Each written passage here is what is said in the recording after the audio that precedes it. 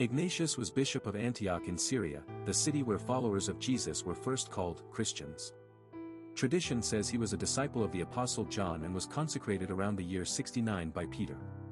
In 107, during the reign of Emperor Trajan, Ignatius was wrongfully sentenced to death because he refused to renounce the Christian faith.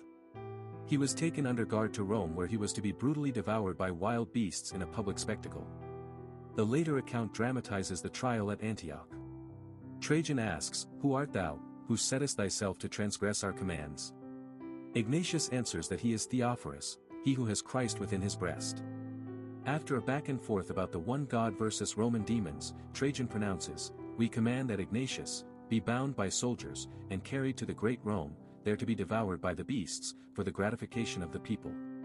Hearing it, Ignatius cried out with joy, "I thank thee, O Lord, that thou hast vouchsafed to honor me, and hast made me to be bound with iron chains, like thy apostle Paul." Instead of a quick execution, the Romans marched him overland and by sea so the provinces could see an example.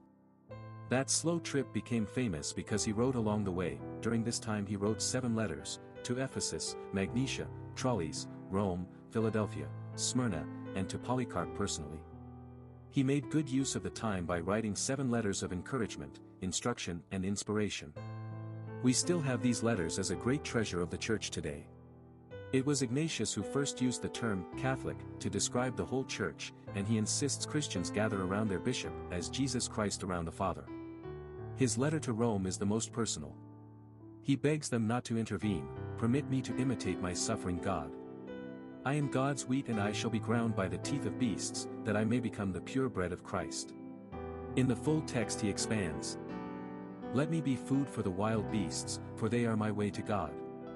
I prefer death in Christ Jesus to power over the farthest limits of the earth." The party sailed via Troas, Philippi, and across the Adriatic, finally reaching Portus near Rome just as games were ending.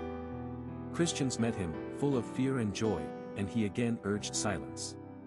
He was led into the amphitheater on what the account dates as the 13th day before the calends of January, that is, on the 20th of December, during Trajan's reign. He was cast to the wild beasts close beside the temple, that so by them the desire of the holy martyr Ignatius should be fulfilled.